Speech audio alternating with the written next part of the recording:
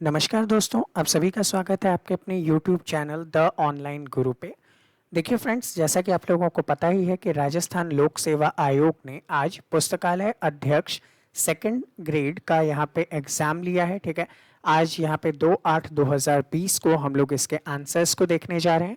तो चलिए सबसे पहले हम लोग यहाँ पे स्टार्ट करेंगे राजस्थान जीके के क्वेश्चंस के साथ। ठीक है, फिर आगे बढ़ेंगे।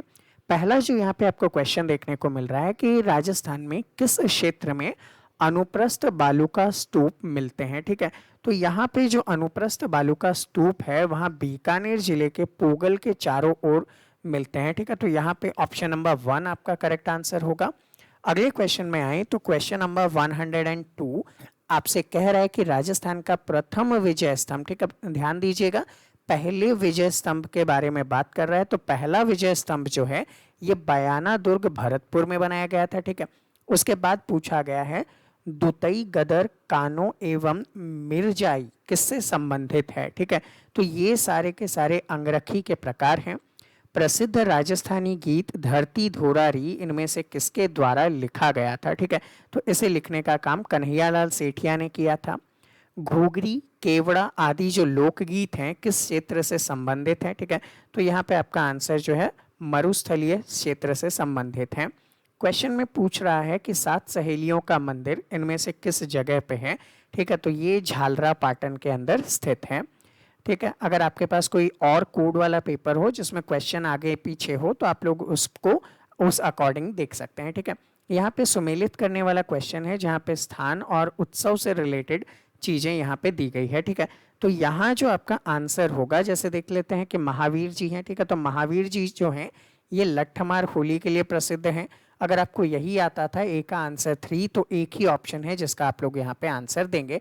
और अगर आप लोगों को याद हो, आपने सुबह वाला जो मेरा वीडियो देखा हो जिसमें हमने वेटरनरी डॉक्टर वाला पेपर सॉल्व किया था, वहाँ पे भी महावीर जी ऑप्शन में थे। ठीक है, इनके मेले से रिलेटेड बात की गई थी। ठीक है, अगले क्वेश्चन पे चलते हैं। सुमेलित करने के बाद आपको यहाँ पे करेक्ट आंसर देना है। ठीक है, इसमें करेक्ट आंसर की अगर हम बात करते हैं तो देखिएगा राजस्थान साहित्य अकादमी जो है, ठीक है, अब राजस्थान साहित्य अकादमी को अगर हम ऐड करेंगे तो ये 1978 में है। तो इसका मतलब क्या होता है कि राजस्थान साहित्य अकादमी के बारे में अगर हम यहाँ पे चर्चा करें तो इसका जो करेक्ट आंसर होगा ये 1958 से रिलेटेड होगा। ठीक है, तो ए का ऑप्शन क्या होगा 3, ए का ऑप्शन 3 मतलब यहाँ पे ऑप्शन नंबर सेकंड जो है वो आपका करेक्ट आंसर होगा। ठीक है, अगला क्वेश्चन यहाँ पे देखें, राजस्थान राज्य जैव विविधता बोर्ड की स्थापना कब की गई थी। तो इसकी जो स्थापना है 2010 के अंदर की गई थी, ये ध्यान रखेंगे। राजस्थान में मरुस्थलीकरण का कौन सा कारण नहीं है, मतलब इनमें से किसके कारण मरुस्थल नहीं हो रहा। तो भूमि उपयोगी पैटर्न में परिवर्तन के कारण मरुस्थलीकरण नहीं हो रहा। ठीक है, लूनी जवाई बेसिन को किस नाम से जाना जाता है। तो यहाँ पे लूनी जवाई बेसिन जो है इसे गोडवार प्रदेश के नाम से भी जानते हैं। अरावली के निम्नलिखित शिखरों का उनकी ऊंचाई के अनुसार आपको अवरोही क्रम बताना है। ठीक है, आरोही क्रम नहीं बताना, अवरोही क्रम आपको बताना है, यानी कि बड़े से छोटे की तरफ आपको जाना है। तो यहाँ पे ये जो है शेर, अचलगढ़, रघुनाथगढ़ और तारागढ़ ये करेक्ट आंसर है। पूछा गया है राजस्थान में कौन सा जिला फ्लोरोसिस से सबसे ज़्यादा प्रभावित है। ठीक है, यानी कि पानी के अंदर जो फ्लोराइड है उसके कण यहाँ पे होता है। ठीक है, तो ये जो क्वेश्चन है इसका आंसर क्या है, नागौर। ठीक है, इस एरिया को हम लोग कुबड़ पट्टी के नाम से भी जानते हैं। फिर पूछा गया है कि सालर के वन इनमें से किस जगह पे पाए जाते हैं। ठीक है, तो सालर के वन जो है अलवर, उदयपुर, सिरोही और अजमेर के जिलों में पाए जाते हैं। ठीक है, आगे बढ़ने से पहले मैं आपसे एक रिक्वेस्ट करूंगा, वीडियो को ज़्यादा से ज़्यादा आप लोग यहाँ पे लाइव करेंगे और अपने फ्रेंड्स के साथ शेयर करेंगे। ठीक है, आप लोगों के लिए मैं सबसे पहले आंसर की लेकर आ रहा हूँ, तो इतना फ़र्ज आपका भी बनता है कि वीडियो को जस्ट लाइक करें और सब्सक्राइब करें इस चैनल को, अगर आप ऐसे ही और भी वीडियोस देखना चाहते हैं तो। ठीक है, 115वें क्वेश्चन पे आता हूँ। 115वां क्वेश्चन आपसे पूछ रहा है कि सिरोही और पाली जिले में किस प्रकार की मृदा पाई जाती है। तो यहाँ पे जो मृदा है इंसेप्टिसोल पाई जाती है। ठीक है, भारत वन स्थिति रिपोर्ट 2017 के अनुसार राजस्थान का अधिकतम वन क्षेत्र किस श्रेणी के अंतर्गत आता है। ठीक है, किस श्रेणी के अंतर्गत आता है, तो यहाँ पे आपका आंसर हो जाएगा संरक्षित श्रेणी के अंदर आता है, यानी कि संरक्षित वन यहाँ पे कहे जाएंगे। ठीक है, ये था 116वां क्वेश्चन। अब 117वें क्वेश्चन पे आते हैं। 2011 की जनगणना के अनुसार राजस्थान में सर्वाधिक ग्रामीण लिंगानुपात किस जगह पे है? तो ये पाली के अंदर है। इनमें से कौन सा सुमेलित नहीं है? ठीक है, नहीं है की बात की जा रही है, तो यहाँ पे जो माही एंड सागी वाला ऑप्शन है ये सुमेलित नहीं है। फिर पूछा गया है भीलवाड़ा, राजसमंद और चित्तौड़गढ़ जिले राजस्थान के किस कृषि जलवायु प्रदेश में सम्मिलित किए जाते हैं? ठीक है, तो यहाँ पे आपका जो आंसर है उप आर्द्र दक्षिण का मैदान करेक्ट हो जाएगा। फिर आगे देखते हैं कि बाकली झील इनमें से किस जिले में अवस्थित है? ठीक है, तो बाकली झील की अगर हम लोग बात करेंगे तो ये पाली जिले के अंदर स्थित है। निम्नलिखित में से कौन सी बोली मारवाड़ी और मालवी का मिश्रण मानी जाती है? ठीक है, तो मारवाड़ी और माली का जो मिश्रण है वो रांगड़ी बोली को कहा जाता है। ठीक है, कवि चंद्र बरदाई का अन्य नाम क्या है? ठीक है, चंद्र बरदाई का अन्य नाम क्या है? तो आप लोग यहाँ पे पृथ्वी भट्ट करेंगे। ठीक है, ये भी एक अच्छा क्वेश्चन था। राजस्थान में किस वर्ष में सूखा प्रभावित जिलों की संख्या सबसे ज़्यादा थी, यानी कि किस समय सबसे ज़्यादा सूखा पड़ा था? तो 2009-10 यहाँ पे आपका आंसर होगा। शुष्क वन अनुसंधान संस्थान जो है अफरी जिसे हम कहते हैं वो इनमें से किस जगह पे स्थित है? तो ये सीधा सा आंसर आपके लिए क्या है? जोधपुर में स्थित है। ठीक है, वीडियो को अगर आपने अभी तक लाइक नहीं किया है तो लाइक तो कर दो यार।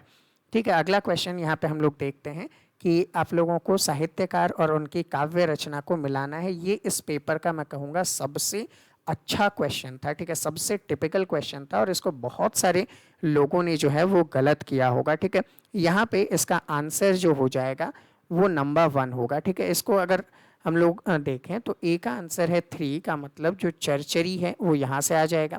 मेन चीज़ तो हम लोगों ने बीसल देव रासो को पकड़ा जिससे हमारा आंसर जो है आसानी से निकल गया। ठीक है, तो बीसल देव रासो को अगर हम पकड़ते हैं तो ये प्रेम मूलक काव्य है और अगर ये पता था आपको तो इजीली आप इसका आंसर चूज कर सकते थे।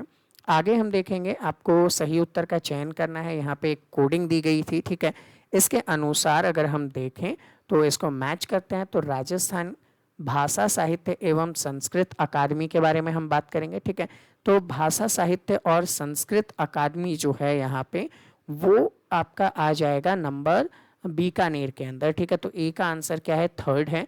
तो ऐसे में आप लोग यहाँ पे क्या चूज करने वाले हो? 126 का आंसर हो जाएगा 2nd। ठीक है, ये कर लेंगे हम लोग।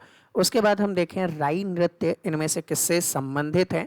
तो राई नृत्य जो है वो भील जनजाति से संबंधित है। आगे पूछा गया है बाकिया, सींगी और टोटो लोकवाद्य जो है ये किस प्रकार के लोकवाद्य हैं? ठीक है, तो ये एक प्रकार के सुशिर वाद्य के अंदर आएंगे। ठीक है, निम्नलिखित को सुमेलित करना है और सही उत्तर को आप लोगों को चयन करना है। ठीक है, तो यहाँ पे जो आंसर्स हैं कि पाबूजी जो हैं वो किससे रिलेटेड हैं? ये ऊँट से रिलेटेड हैं। ठीक है, तो ऐसे करते हुए हम पहुँच जाते हैं ऑप्शन नंबर 4 पे और ये बिल्कुल करेक्ट आंसर होगा। बेंगटी गांव किस लोक देवता से संबंधित है? ठीक है, तो बेंगटी गांव की बात की जा रही है, हड़बू जी से रिलेटेड है ये। उसके बाद आगे आते हैं, अब आपका इंग्लिश का सेगमेंट है। यहाँ पे आपसे पूछा गया है कि लुक इनटू का मैटर जो है उसका फ्रेजल मतलब क्या होता है? ठीक है, तो यहाँ पे इसका जो आंसर होगा इन्वेस्टिगेशन करना होता है। ठीक है, आगे हम बढ़ते हैं। यहाँ पे क्वेश्चन नंबर 7 में 135 भी देख लेते हैं क्योंकि यहाँ पेपर में एक जैसे ही क्वेश्चन है। ठीक है, तो 135 में जहाँ पे आपसे पूछा गया है how dash you open my letter. ठीक है, तो यहाँ पे how dare you open my letter हो जाएगा। 132 देखते हैं, यहाँ पे सूटेबल डिटर्मिनर्स आप लोगों को फिलअप करना है। ठीक है, तो यहाँ पे only a few of these are good, यहाँ पे बेटर सॉल्यूशन लग रहा है। ठीक है, 136 में देखेंगे सी ऑलवेज डैश एन अम्ब्रेला। ठीक है, अब यहाँ पे 136 में सी ऑलवेज, देखो ऑलवेज है तो आप लोगों को पता लग रहा है कि IES लगेगा, कैरीज लगेगा क्योंकि सिंपल प्रेजेंट की बात यहाँ पे की जा रही है। ठीक है, उस अकॉर्डिंग आप लोग आंसर को पकड़ सकते थे।